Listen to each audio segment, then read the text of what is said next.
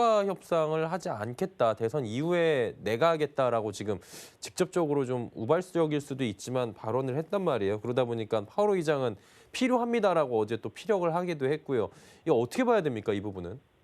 그럼 파월 의장 말씀이 맞는 말씀이라고 생각이 그쵸. 되고, 예, 그 대통령께서 하신 말씀은 안 하겠다라기보다도 자기가 하겠다 이 얘기로 좀 보시면 될 것 같습니다. 그래서 그때까지 안 하겠다라고 하는 것이 또 언제 말이 바뀔지도 모른다라는 생각이 드는 것이 한번 우리가 흐름을 한번 좀 살펴볼 필요가 있다 이렇게 생각이 됩니다. 그렇게 본다면은 또 말 바꿀 수도 있다. 이 점을 한번 살펴볼 수가 있는 것이죠. 그래서 제가 관련된 자료들 몇 가지 가져왔는데 어제 대통령께서 그러니까 미국 대통령께서 말씀하신 그 흐름을 그 당시에 다우 지수하고 미 국채하고 달러 인덱스가 어떻게 변화를 보였는지 그렇다면 재정 정책의 영향이 자산 시장 쪽으로 어떻게 영향을 미치고 있는지 우리가 알 수 있겠죠. 그래서 제가 까만 박스권으로 어제 미국 대통령께서 말씀하신 그때 이후에 자산시장 변화를 표시를 했습니다. 당연히 미국 시장은 쭉 빠졌죠. 맨 위에 있는 다우지수는 쭉 빠졌고요. 아래쪽에 국채가 확 튀어오르죠. 그리고 달러 인덱스가 세 번째인데 이 역시 마찬가지로 확 튀어올라서 지금 현재까지도 비슷한 흐름 보이고 있습니다. 그렇다면 우리가 이걸 위험자산하고 안전자산의 뭐 대립구도 이렇게 볼 수도 있겠지만 사실 어제 그 코멘트가 그럼 위험자산하고 안전자산의 대립구도 이런 식으로 끌고 갈 그럴 내용은 아니었다 이렇게 생각해볼 필요가 있고 채권 발행하고 유동성 흐름의 관점하고 이 삼각구도를 한번 생각해볼 필요가 있다라는 것이죠. 그래서 채권 발행 일정을 가만히 살펴보면은 이번에 4분기에 좀 많다라고 말씀을 드렸는데 10월은 좀 적지만 이번 주가 가장 많은 기간입니다. 그러니까 10월 중에는 가장 많고 뭐 4분기 중에서는 10월은 적은 편이니까 이번 주만 넘기면 10월은 조용히 넘어갈 수 있다는 뜻이 되겠죠. 그리고 11월 가면은 좀 더 복잡해지겠고요. 그래서 저렇게 채권 가격이 확 오른 게 아이러니하게도 어제 3년물 국채 발행이 520억 달러 발행 일정이 있었다라는 것이죠. 그래서 그 가격을 올리려고 뭐 미국 대통령이 그런 말씀을 하셨다고는 생각하지 않지만 참 아이러니한 타이밍이었다라는 것이죠. 그래서 우리가 이 자정정책 얘기가 나오면 미 국채 그리고 미 국채 발행 시즌 그리고 미 국채 발행 물량 이것까지도 한번 생각을 해봐야 될 것이고 그것을 어떻게 재무부하고 FRB가 컨트롤할 것인지 그것에 대해서 미국 대통령은 어떠한 또 코멘트를 날려주실 수 있을지 이것도 한번 생각해 볼 필요가 있다라는 것이죠. 그래서 제가 예전에는 이제 분기별로 발행 규모를 제가 뽑아봐서 말씀을 드렸는데 이번에는 아예 월별로 이렇게 스프레드 시켜가지고 분기별로 했었던 걸 쫙 펼쳐가지고 월별로 한번 뽑아봤습니다.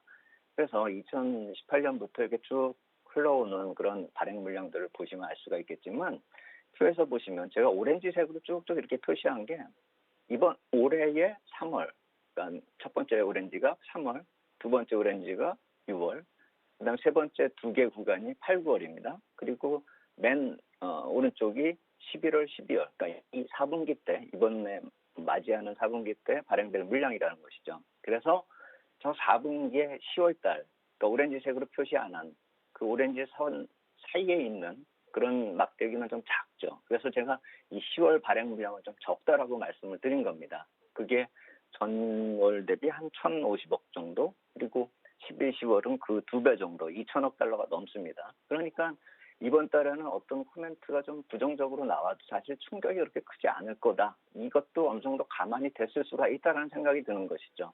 하지만 이번 달 지나가면 다음 달하고 그 다음 달 4분기 발행은 상당히 많습니다. 보시면 막대기가 가장 높죠. 그리고 작년하고 비교하면은 거의 2배, 3배 수준입니다. 그러니까 저게 단순히 절대치 발행 물량이 아니라 증가하는 물량이기 때문에 절대치는 그대로 유지된 상태에서 저렇게 증가를 한다면 부채 시장이 부담이 될 수밖에 없죠. 그래서 수치를 보시면은 첫 번째 막대기가 1,454억 달러고 6월 두 번째 막대기가 2,279. 그다음에 8, 9월은 합하면 3,800억 달러대고요. 그다음 11, 12 합하면 5천억 달러거든요. 그래서 발행 증가되는 속도가 거의 1.5배씩 늘어나고 있다라고 생각을 해본다면 미국은 계속 국채 발행 증가가 부담이 될 수밖에 없다는 것이죠. 그렇다면 마냥 그냥 FRB가 아무런 행동을 취할 수 없게끔 대통령께서 막을 수 있는 그런 상황은 아니라는 것이죠. 그래서 페드가 그러면 자산 항목별로 이쪽에 개입하고 있었던 추이는 과연 어떻게 변했나 그걸 알아보려고 자산 항목별로 매입 추이를 한번 살펴봤습니다. 그래서 이 항목별로 제가 꼽아본 건 뭘 꼽았냐면은 낸 2가 국채 발행에 참여한 그 모습이고요. 그래서 자산에서 국채가 계속 늘어난 모습이고요. 그 다음에 모기지 채권이 푸른색으로 표시를 했고요. 맨 아래쪽에 붉은 선으로 조금 늘어나다가 지금은 거의 사라져버린 그 모습이 레포 시장 개입 물량입니다.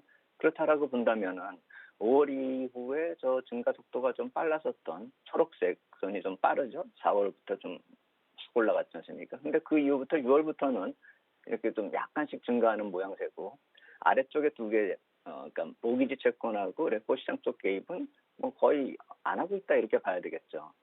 이것이 지금 최근에 FRB 쪽에서 미국 채권 시장 쪽이나 자산 시장 쪽으로 어떻게 개입하고 있는지가 나타나고 있다라는 것입니다. 그러니까 크게 개입을 안 하고 그나마 상대적으로 적극적으로 개입을 하고 있는 중장기 국채 쪽으로 들어오는 물량도 저 숫자를 따져보니까 630억에서 810억 달러밖에 안 된다는 것입니다. 그렇다라고 본다면은 아까 말씀드린 그 막 늘어나는 그 막대기들, 그 5천억 달러까지 늘어나는 것을 과연 누가 막아줄 것이냐는 것이죠. 그래서 최근에 저렇게 높아지는 증가량 때문에 최근에 국채 응찰률도 그렇고 가격도 약간씩 밀리고 있다는 말씀을 제가 계속 드렸었던 것이죠. 그런데 10월에는 좀 여유가 있지만 이번 달에 좀 이번 달 중에는 이번 주가 좀 여유가 없었기 때문에 채권 시장에 좀 도움되는 발언을 할 수도 있었지 않았을까. 그러니까 확인되지 않는 얘기지만 그렇게 생각할 수도 있는 것이고 그리고 이 물량들이 발행이 된 내년도 물량이 확정이 되는 것이 11월 4일입니다. 그렇다라고 본다면 11월 4일에 미국 재무부가 이 1분기 국채 발행 일정까지도 확정 공고를 해야 되고요. 그리고 재무부하고 FRB가 그런 향후 운영 일정을 감안해서 꾸려야 된다라고 한다면 최소한 10월 중에는 밑그림을 그려야 되겠죠. 11월 초에 발표를 하려면요.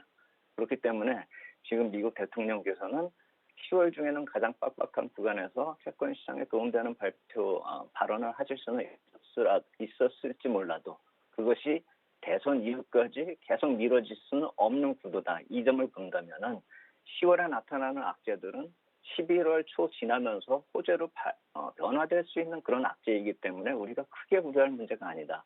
어떻게 보면 이번 주 지나서 다음 주나 다다음 주 사이에서 어떤 식으로든 말바꾸기가 또 나타날 수 있다는 점은 우리가 좀 생각하면서 시장을 겁낼 것이 아니라 조정 시에 계속 기회로 좀 활용할 필요가 있지 않을까 이렇게 생각이 됩니다.